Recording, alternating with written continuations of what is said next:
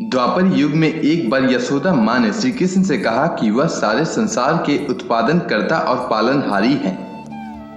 वह उन्हें ऐसा व्रत बताएं जिसको करने से मृत्यु लोक में स्त्रियों को विधवा होने का भय न रहे तथा वह व्रत सभी मनुष्यों की मनोकामनाएं पूर्ण करने वाला हो। श्री कृष्ण भगवान उन्हें ऐसे एक व्रत को विस्तार से बताते हैं कि सौभाग्य की प्राप्ति के लिए स्त्रियों को 32 पूर्णिमाओं का व्रत करना चाहिए। यह व्रत अचल सौभाग्य देने वाला और भगवान शिव के प्रति मनुष्य मात्र की भक्ति को बढ़ाने वाला व्रत है।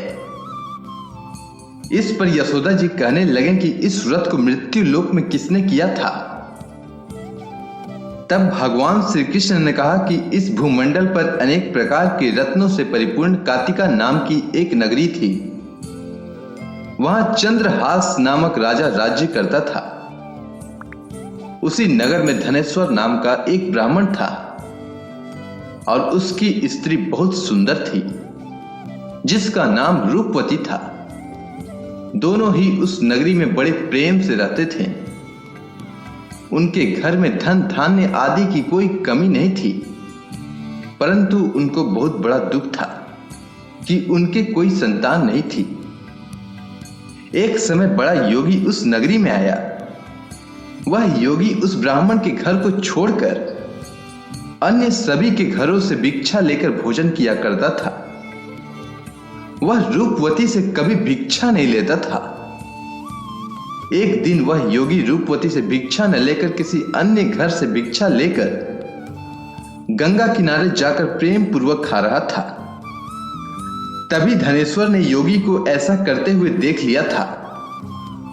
अपनी भिक्षा के अनादर से दुखी होकर धनेश्वर योगी से कहता है कि आप सभी के घरों से भिक्षा लेते हैं, लेकिन आप मेरे घर से भिक्षा कभी नहीं लेते हैं। इसका क्या कारण है महाराज?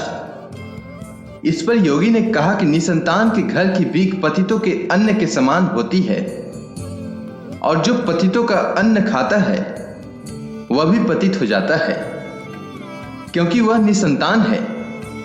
इसीलिए पतित हो जाने के भय से वह उनके घर की भिक्षा नहीं लेता है। धनेश्वर यह बात सुनकर बहुत दुखी हुआ और हाथ जोड़कर योगी के पैरों पर गिर गया और कहने लगा कि यदि ऐसा है तो वह उसे पुत्र प्राप्ति का उपाय बताएं। वह सब कुछ जानने वाले हैं, वह उस पर अवश्य कृपा करे। धन की उसके घर कोई कमी नहीं है, लेकिन कोई संतान न होने के कारण वह बहुत दुखी रहता है। वह उसके इस दुख का हरण करे। यह सुनकर योगी कहने लगे कि उन्हें चंडी की आराधना करनी चाहिए। घर आकर उसने अपनी स्त्री से पूरी बात कहकर स्वयं वन में चला गया। वहां उसने चंडी की उपासना करनी शुरू कर दी और उपवास भी किया। चंडी ने 16वें दिन उसको स्वप्न में दर्शन दिया और कहा कि उसके यहां पुत्र होगा, परंतु वह 16 वर्ष की आयु में ही मृत्यु को प्राप्त हो जाएगा। यदि वह दोनों स्त्री पुरुष 32 पूर्णिमाओं का व्रत विधि पूर्वक करेंगे तो वह दीर्घ आयु हो जाएगा। जितनी उनकी सामर्थ्य है, आटे की दिए बनाकर शिव जी भगवान का पूजन करना, परंतु पूर्णिमा के व्रत 32 हो जाने चाहिए। प्रातः काल होने पर इस स्थान के समीप एक आम का वृक्ष दिखाई देगा। उस वृक्ष पर चढ़कर फल तोड़कर शीघ्र अपने घर चले जाना और अपनी स्त्री को सारा वृत्तांत बताना। ऋतु स्नान करने के बाद वह स्वच्छ होकर श्री शंकर भगवान का ध्यान करके उस फल को खा ले। तब शंकर भगवान की कृपा से वह गर्भवती हो जाएगी।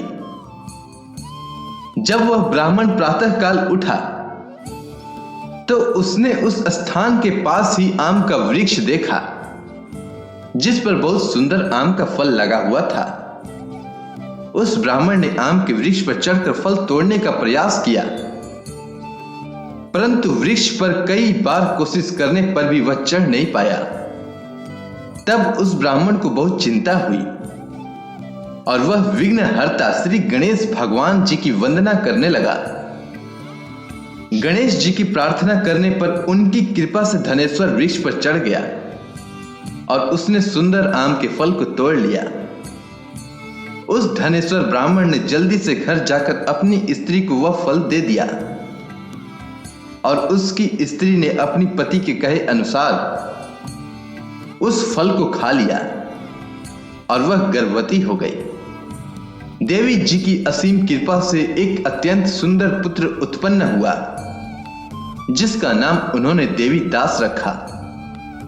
बालक शुक्ल पक्ष की चंद्रमा की भांति अपने पिता के घर बड़ा होने लगा। भगवान की कृपा से वह बालक बहुत ही सुंदर, सुशील, विद्या पढ़ने में बहुत ही निपुण हो गया। दुर्गा जी की आज्ञानुसार उसकी माता ने 32 पूर्णमासी का व्रत रखना आरंभ कर दिया, जिससे उसका पुत्र बड़ी आयु वाला हो जाए। 16वां वर्ष लगते ही देवी दास के माता पिता को बहुत चिंता हो गई कि कहीं उनके पुत्र की इस वर्ष मृत्यु न हो जाए। उन्होंने अपने मन में विचार किया कि यदि यह दुर्घटना उनके सामने हो गई तो वह कैसे सहन करेंगे।